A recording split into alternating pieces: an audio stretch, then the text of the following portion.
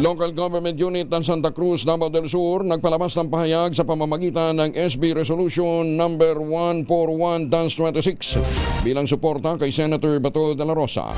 Detalye na balita mula kay June Di Makutang, Aris 19. Assalamualaikum, Brother June. Alaikum Brother Angel. Sa pamamagitan ng Sangguniang Bayan Resolution number 141-26 authored by Honorable Julius Prensi Rosada na sinangayunan at nilagdaan naman ni Municipal Mayor Honorable Jose Nelson Tata Sala, Honorable Vice Mayor Charlotte Gallego at ng 10 Sangguniang Bayan members ng Bayan ng Santa Cruz, Davao del Sur.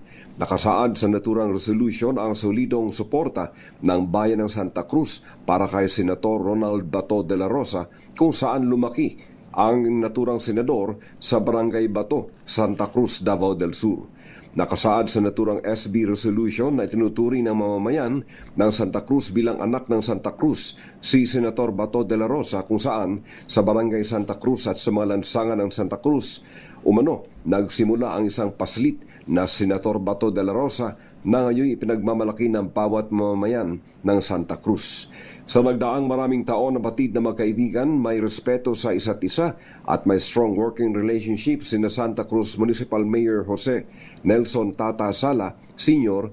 at Senator Bato sa pagpapatupad ng public services at na may kaparehong commitment sa welfare and development ng mamamayan ng Santa Cruz. Partikular na binanggit ng SB Resolution ang nakasaad sa 1987 Philippine Constitution kung saan walang Pilipino ang ma-deprive ng dignidad para mabuhay ng malaya.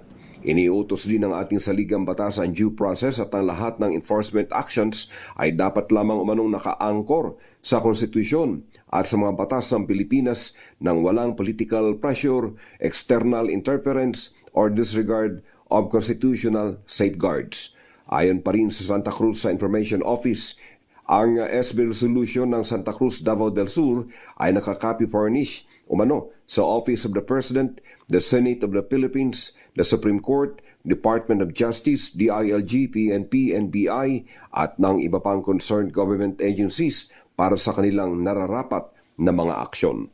Mula sa Central Mindanao, RH19, June Di Makutak, DZRH, una sa Pilipinas, una sa Pilipino.